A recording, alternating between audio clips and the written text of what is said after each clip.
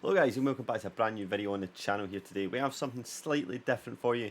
We are doing an experimental video with the kind of incoming manager announcement, depending on sort of how things go, with Ange Postecoglou taking over at Celtic for the next season. I thought it'd be maybe a bit fun to see if he was in charge this season just gone, would he do a better job? So we've switched him in the Football Manager save, and we're going to sim through the season and stop through periodically and see if he would have won the 10 in a row that Celtic were chasing so much.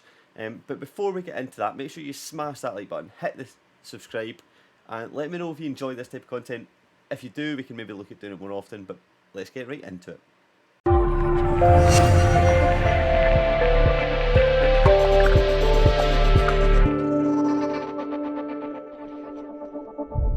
So as you can see, we do have Ange Postecoglou here at Celtic, 54 years old, with key stats of 18-man management, 17 level of discipline, 17 working with youngsters, 15 player potential, 13 ability and 15 tactical knowledge. His previous down here: Brisbane Roar, Melbourne Victory, Australia, Yokohama, and then into Celtic. And he has one short-term plan for football. What that is, I'm not entirely sure. Tends to sign under 24-year-olds to the first team, which is good and probably what Celtic need at the minute, working on that youth development. He does like to play a 4-3-3 here, so what we're going to do is we're going to come back at the end of the first transfer window and see if he does any business, if he brings any players, if he gets rid of any players, and then we'll go to the end of Christmas, and then we'll go to the end of the season, and we'll see how we're getting on. So we'll be back in approximately 2 seconds for you guys with the January transfer window. So we are back with the transfer window, the first transfer window, the summer transfer window, and as you can see, absolutely no business has been done here. Jamie Stevens on a free transfer, and the outgoings is Connor Hazard for 13k with options of 16k to Barnsley. Obviously, Encham, Shved, and all the rest are pre-game transfers, so nothing exciting here. They don't seem to have made any business there. But what we now are interested in is how they're getting on in the league so far. So if the game loads up, you can see they are still second in the Premier League. Oh, they're doing very well. So the friendlies doesn't really matter, but they start off opening the game up with a 3-0 victory against Hamilton, 2-0 to Kilmarnock, 3 against Aberdeen, 2 against Regia in the first qualifying round, beaten Dundee 3-1, a 3-0 win against Europa FC, and drawn 1-1 with Motherwell. And that leaves them one game away from qualifying for the Champions Cup if they can beat Karabag. So then we will then want to have a look at the competitions here. Let's have a look at senior squad competition. You can see 5 games played, 13 points, 1 game behind Rangers, but they're also 1 point behind. So if they win that game in hand, they will be going top. What we then want to probably look at is have a look at the tactics that they are deploying for these. So he is playing the 4-3-3, which is the favoured formation. He's got Edward out wide, Ayete, Elyounoussi, McGregor, Ayer, Beaton, Laxalt, Julien, Duffy, Ralston and Barkas. Quite an interesting way of playing there with Edward out wide. Hopefully that's not how they've been playing every game. Let's have a look at their schedule. If we go into the let's take the Europa game, see what's been happening there. You see James Forrest has played an Edward, so that's maybe just an anomaly. I can't fucking say the word. So actually they've played a slightly reserved team here with Karamoko Dembele playing out wide, Edward up top, Mikey Johnson out on the left, Luca Connell, McGregor, Sorrow, Taylor Welsh, Ayer, Kenny and Barkas. So he is sticking true to that sort of youth development side and giving some of the youngsters a chance, which is what we like to see. So what we will now do is we are going to come back probably just at the start of January, and we will see how they have led up here, if they get into the group stages, how they do in the group stage if they get there, and of course the games against Rangers. So we'll come back, it's probably 3rd of January, and that will give us some January transfer window business as well. So I'll see you guys in a second once again. Right, so we are now back on the 3rd of January. As you can see, Ange is still in charge. You can see some of the key results on the bottom here, but we'll get into that in a minute. I just want to double check there's been no extra transfers, or see if there has been any transfers made in. So we have purchased David Costas from Vigo for 1.3 million. and it looks like there's been a couple more outgoings here as well. So we've brought in a 25-year-old Spanish centre-back, 12 pace, 14 tackling. Looks not too bad. Worryingly, I think he's there to replace someone, but I'm not entirely sure, so let's fire in and check that out. So who else has gone? Ross Doohan, Andrew Gutman's fine. Tom Rogic going to Torino for 4.3 million, so the Australian manager is incapable of keeping him. Ryan Christie moves to Arsenal for 5 million, that's a really bad price. Stephen Welsh has then left on loan to go to St Johnstone. Ewan Henderson on loan to Dundee. Vincent Angelini goes on loan to Stirling. Cameron Harper away on loan. Edward goes to Bayern for only 10.75 million, potentially reaching 19 million. I mean, it's a reasonable price. It's probably more than we're going to get in real life at this. Well, no, not really.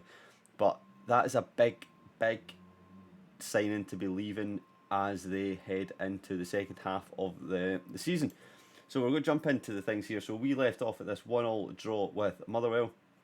You see they then go back and draw with Ross County. Probably two pretty disappointing draws there, but they do beat Karabakh 3-0, then they beat Livingston 2-0, and then they go into the playoffs first leg and lose 3-1 to Red Star, sorry. Then they beat Hibs 3-1, 1-0. What am I talking about? 1-0, and then they beat Red Star 3-0. So that should put them into the group stages there on a 4-3 on aggregate, with the away goal there for thingy. Then you see we go into the St Johnstone game, get beat 3-2 here, and then beat 2-1 at home from Rangers. They've got young boys in the group. They beat us 2-1 away from home. Aberdeen then win with a win 2-1 away. Atletico Madrid, a narrow 1-0 defeat at home. Let's click on that. Let's see how actual narrow this one was once this loads up. So I mean, Atletico Madrid probably unlucky not to have scored more, but Celtic definitely could have had a goal going by the XG, but only 2 shots on target is pretty not impressive. Beaton having an absolute stinker in there in that sort of DM role. Barkas having a good game, Elyounoussi having quite a good one. But there we go, and now we come in, you see here, 2-0 home to St Mirren win. Nice, they beat Zenit 3-0, get the first points on the board there. And then a 2-1 loss to Motherwell. Motherwell proving to be a difficult team for Celtic's Ange here. Or Angie's Celtic, I should say. 1-0 with Zenit, putting them on 4 points in the group. Betfred's second cup win against Wraith Rovers. A 3-0 victory at home to Young Boys is very good. Did we beat Young Boys? Where were they in the first game? I feel like I've messed up. No, we did lose. They did lose. So Young Boys, they beat 3-0. St Johnstone, a 1-0 victory. 3-0 defeat away from home to Atletico Madrid. More expected, you would say.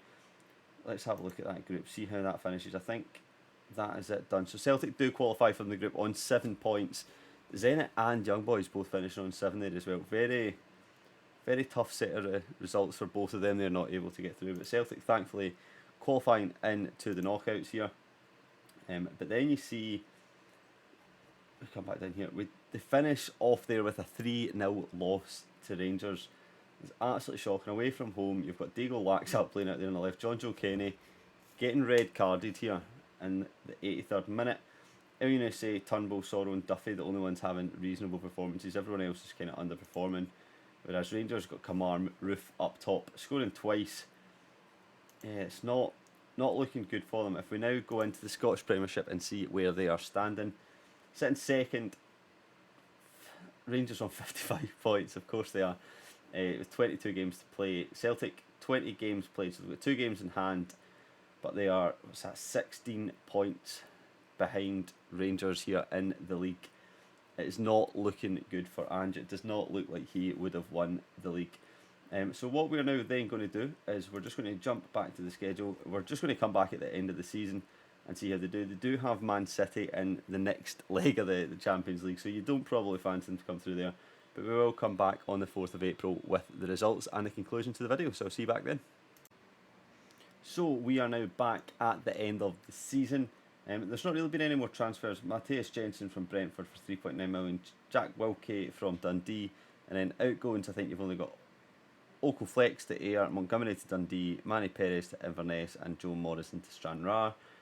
So now what we'll do is we'll have a look at the schedule and see how the run-in at the end went here. If it loads up, there we go. So Man City in the Champions Cup first knockout, 2-0 defeat in both legs, puts them out in a 4-0 aggregate. Who's scoring? Phil Foden and Aguero, and Mahrez and Foden. Foden living up to his potential in this and bagging goals. You got Falkirk in the Scottish Cup getting a nice little 2-1 victory there.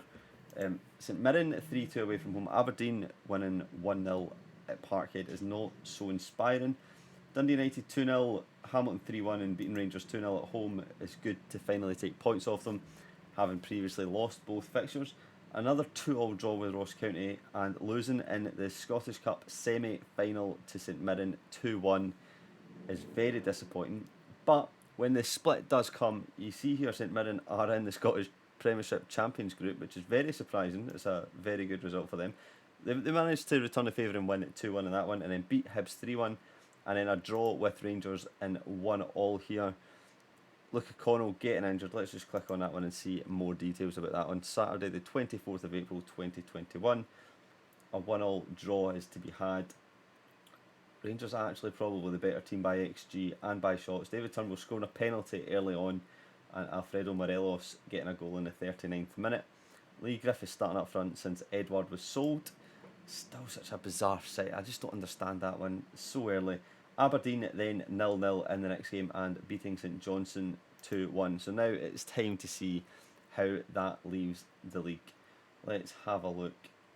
Season preview here. Hopefully this is the right one. No, it's not the right one, Max. Where are we? Competition review. Nope. Past positions? Nope. I just need to remember how to get onto this bit to see where they have finished up. I suppose we probably could just click on the team name. See, it looks like Rangers have finished first, however. Let's just click on Celtic here again. Celtic, they are second in the Premiership. Competitions, there we go. Senior squad. Scottish Premiership. So this is their overall judgment while I'm slightly lost here. European Champions Cup knocked out by Manchester City, knocked out in the semi-final by St Mirren, and the Betfred Cup knocked out in the quarter-final by Motherwell is bitterly disappointing. The Scottish Premiership, the media prediction was to come first here, and lets us navigate to where we are. So there we go. That's done by goals. So we're doing that. League table, I just had to click a button. Rangers win, wow, 91 points after 38 games. Celtic coming in second on 77, and Aberdeen coming in 60 points in third place.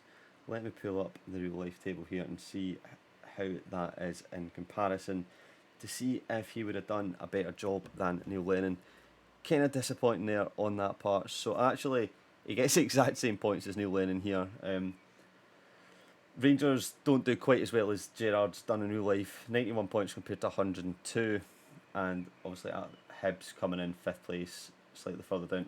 St Mirren, massive long shot story here at 4th place, getting himself into European play in 4th on 56 points is very impressive from them. And then Dundee United and Hamilton at the bottom. So that is going to take us to the conclusion of the video. I'm just bringing the bus across and we'll come into the full screen for the end. So thank you guys for watching this video. Been a little bit different, so let me know what you think in the comments if this is something that you'd like to see done on further accounts or anything. But so in comparison, really, to summarise it up, Ange Postecoglou, according to Football Manager, is no better than Neil Lennon in real life. So we're just going to have to judge it as it comes, and hopefully Football Manager slightly wrong in this regard and he is able to topple Gerrard next year. But anyway guys, thanks for watching and I'll see you in the next one.